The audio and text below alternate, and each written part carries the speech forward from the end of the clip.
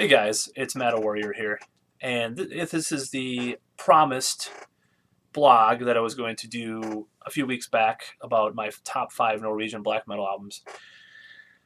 And just to let you know that I got some new software that I haven't started using yet and haven't learned yet, so the professional quality of my videos is going to go up, hopefully. I know there's a lot of people, like on YouTube, there's several people that have pretty good followings that do videos with their cell phone and they're shitty or whatever. But I just want to have a better presence as far as like how my videos look and so forth. So for example, like during this video, it's not going to come up on the screen where the album cover of the albums I'm mentioning, or I'm not going to put any excerpts of the music or anything like that. But in the future, you may expect that because I'll be improving the way I do things with my new software and so forth. So anyways, let's begin.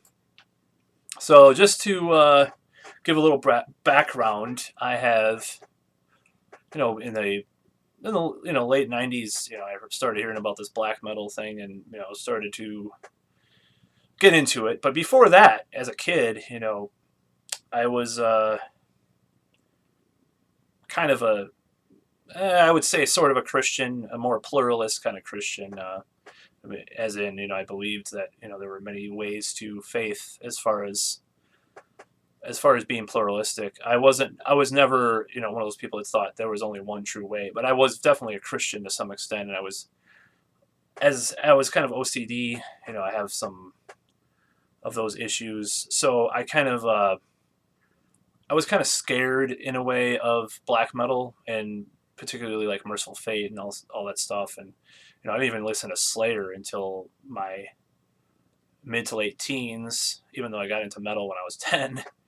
But it took me a while, and after that I got into like black metal, and black metal to me isn't really, I don't think it's about Satan, but it sort of is just more about a dark aesthetic and vibe, and I'll go more into that in a future blog I'm doing about the history of, or the association of Satan and heavy metal, this figure of the devil, and where that all comes from and what it is, and different definitions and so forth. I'm doing a epic essay about that on my website, which you'll probably be watching this on, and maybe on YouTube as well, because as far as you'll be watching this on YouTube or on my blog, but the essay will be on my website, which is Meta Warriors Metal Madness. So let's begin before I mess that one up even more, what I was saying, and stumble over my words, which is fine.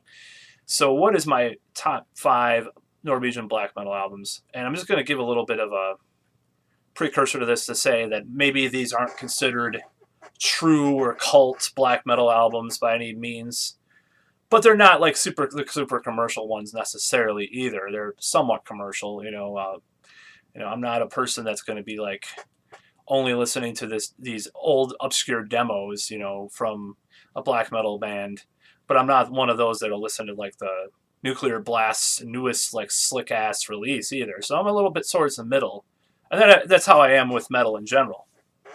Basically, I'm kind of in the middle, as far as that stuff goes. So this is an album I've listened to for a long time, and when I first heard it, I had bought some of their previous CDs, and I was a fan. I was interested in what they were doing because they talk about Viking stuff, and it was very interesting. But this one blew my mind. This is a great album. So number 5 is Eld by Enslaved, and maybe it's not their best album or even on people's best of lists, but for me, that first song, which is the 16-minute one, 793, and I can't even, the Battle of Lindisfarne, it's some epic Viking battle. That is an awesome song. It has some like Floydian kind of stuff in it, and just some very atmospheric kind of things. And the rest of the album is really good too, and I really like the drum production on this.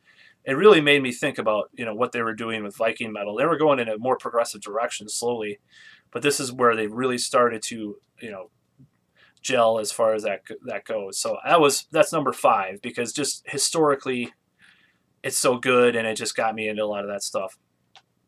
And I was into Bathory already, for those who wonder, but so what is number 4? Well, this one I got because a friend, I think, lent me a copy of the CD, and this one is another one that's probably not traditionally called black metal by any traditional sense of the word, but it's Espera Hymn Symphonia. I don't know how to pronounce that. It's just a little bit to forewarn you, by Arcturus, and it's their first album, their first full length album, anyways.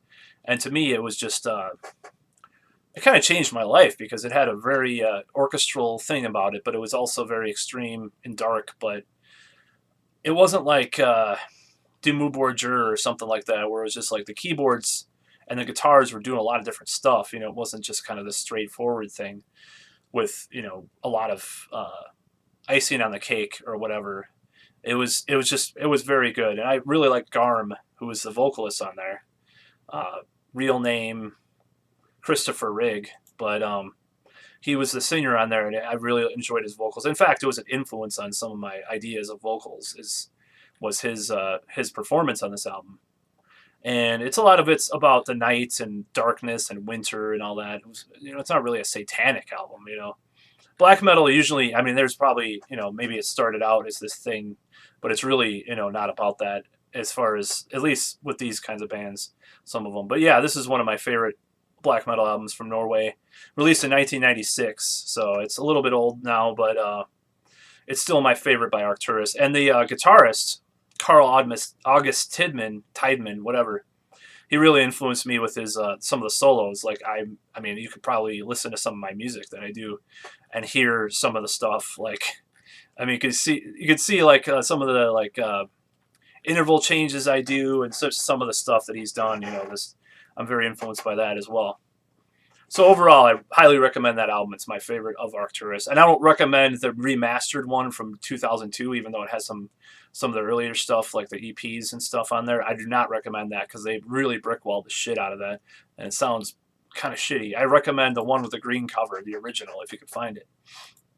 So that brings us to number 3.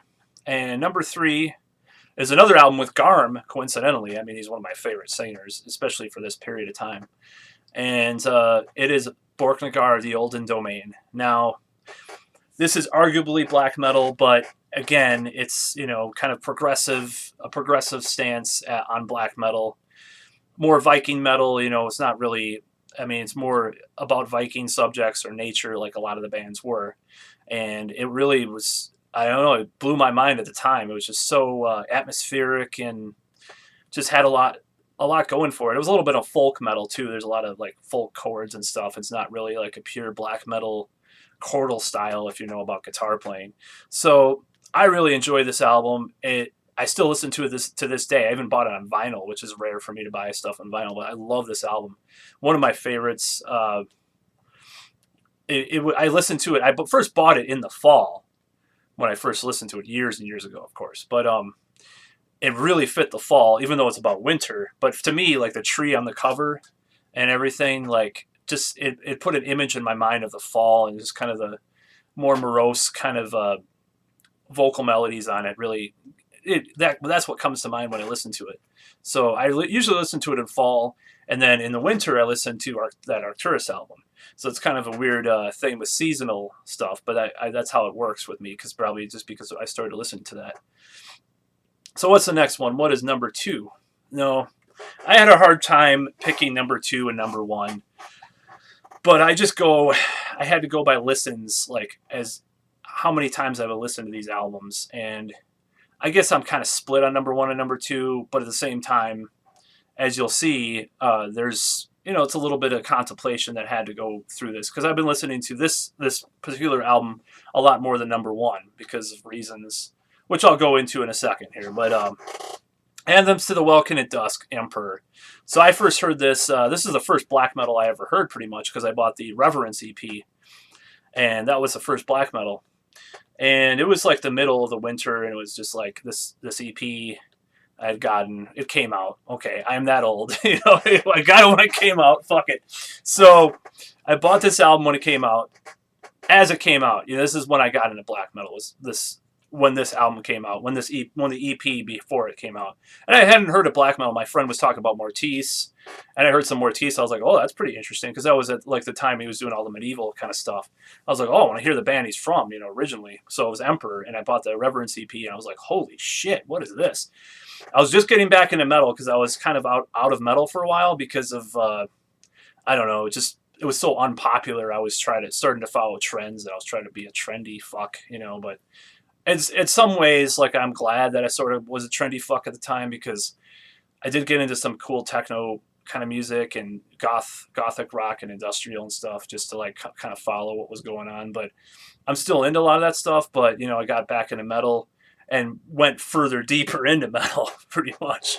So this one is just I don't know what to say about it. It was a very different album at the time, as far as like, well, it was kind of timely but timeless. It was kind of like there's a lot of orchestration like with Arcturus, but it's a little bit more. The guitars were a lot more extreme. I almost hear a little bit of a Morbid Angel influence on some of the riffs, but it's still black metal and not death metal, which I'm not going to even go into that in this video, because I don't. You fucking do the research yourself, okay? For anybody watching this that doesn't know about all this stuff. But so this one, a lot of people like the first one better, or the EP. Well, personally, I like the original EP of Emperor the best, maybe, or tied with Anthems. I don't like Nightside as much, but I just like the way that they did the EP before, for some reason. It's weird, because I'm like that with a lot of bands. Like Carcass's first album I really like. Their second album I'm not as keen on. But the third album, of course, I like a lot. And then the same with Voivod. I don't love the first album. I like the first album. I don't like the second album so much, and I love the third album and the fourth album, obviously. So I'm like that with a lot of bands. I think Celtic Frost, if you want to, and they do pronounce it Celtic Frost, by the way. If you want to consider that Hellhammer, Celtic Frost, I like Hellhammer, but I don't like their first album as much. But I like the To Megatherion better than their first album. So it's weird. I'm weird. So I like Anthems to the Welkin at Dusk a lot. I thought it was really good. It has a lot of lyrics that are this one's a little bit more, questioning religion, and a little bit more into that territory with a lot of black metal bands were into, even though there's a lot about nature lyrically and other stuff too. But it's a really interesting album. And they introduce some clean vocals too, which they have. The previous two examples have had clean vocals. Actually, previous three examples had clean vocals. Where clean vocals, it's not if they don't growl and actually sing. So this was weird for Emperor to do, because at the time, they were considered this extreme band, even though they had all the keyboards with all the symphonic stuff on it too.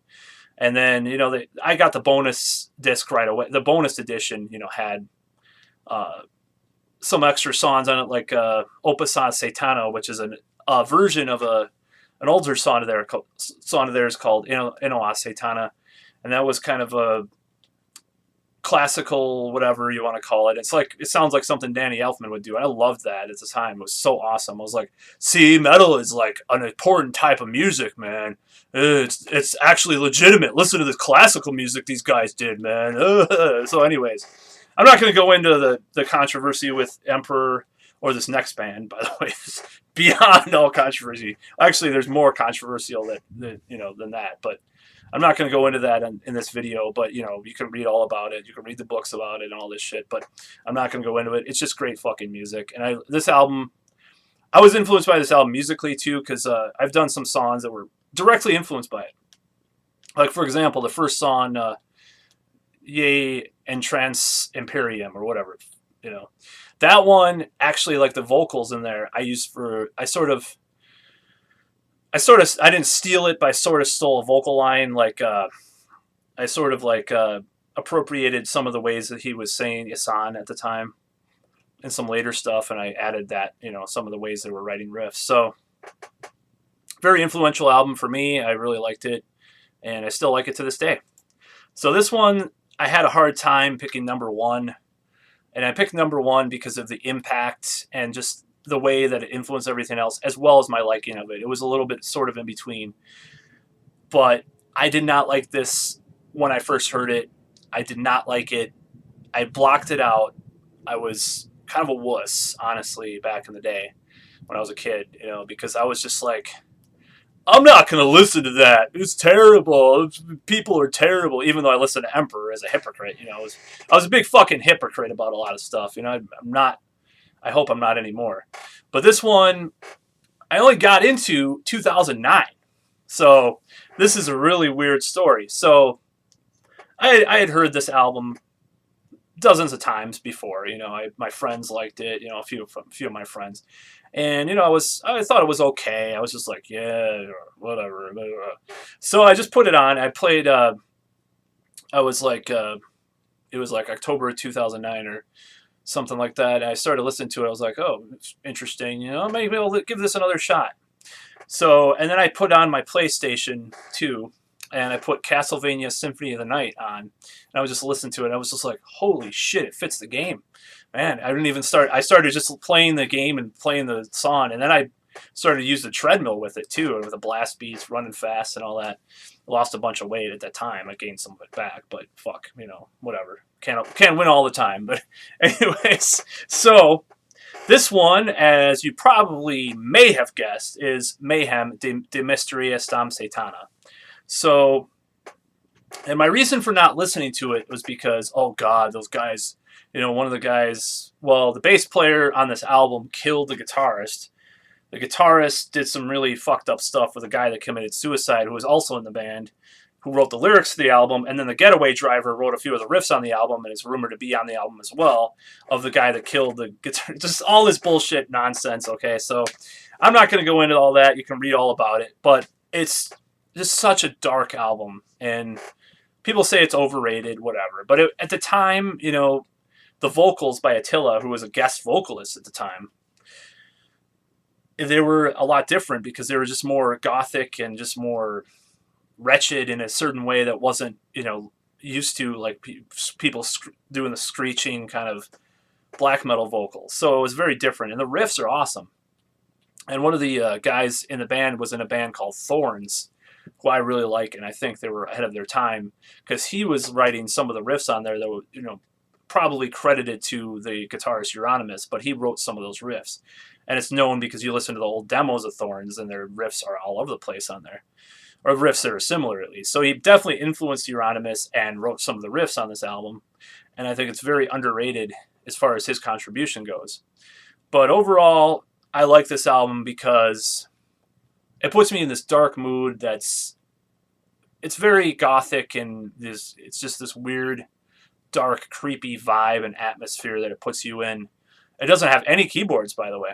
So it's just all guitars, bass, drums, and vocals, and it does that. And it's one of the best. I think it's one of the best black metal album of all time because it's such a catalyst, and it started the zeitgeist of black metal in Norway, and this band did, but this album is just the definitive statement of black metal to me, of the Norwegian black metal scene, at least at the time. I like a lot of albums from the Norwegian black metal movement, but this is one that surprised me, though, because I was really, still having these thoughts like, man, they're satanic, it's terrible, they killed people, I can't listen to it, oh.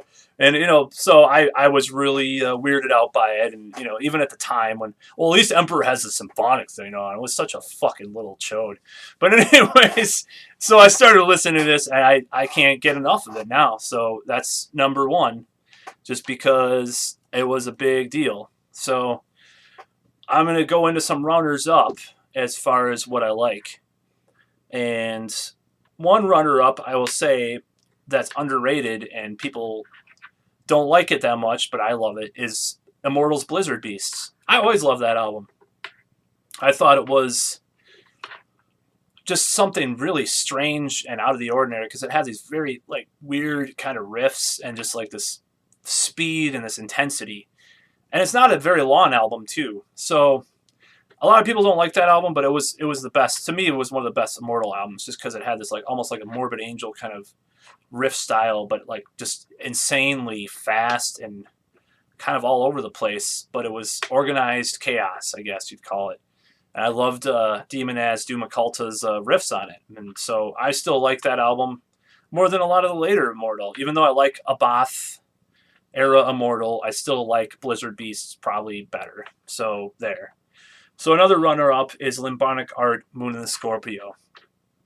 And I didn't like this album at first either, but I think it was because I had read about this band and I thought they would be like the band Summoning, which is another band that is not Norwegian, so I'm not going to add them to this list. But they're, I thought it was going to be this medieval kind of medieval kind of thing with black metal, but it's more gothic. It's more, I would almost say like there's some dark wave elements in there with the drum machine, and just the atmosphere. And their Moon in the Scorpio album is my favorite because it just goes into this weird dark vibe with the keyboards and the drum machine and the vocals and the guitars are mixed together. So I think it's underrated as well, and really good for the time. And I'm trying to think of the other runner-up I was going to mention. Well, I like Burzum and Dark Throne, but I don't like them as much as a lot of people do. I would say Dark Throne is, I like Blaze in the Northern Sky and some of their other albums, but I wouldn't put them on my top five, and I wouldn't put them on runners up because it just didn't impact me as much as those other bands or albums. So, and I can mention other bands that were not Norwegian that were in the black metal scene, like a certain band I'm wearing a shirt of, but I'm not going to do that because they're from a neighboring country. So overall, those are my top five favorite black metal albums. Hope you like this video. I kind of did this a little bit unhinged and spontaneously, but that's fine. And I will see you soon.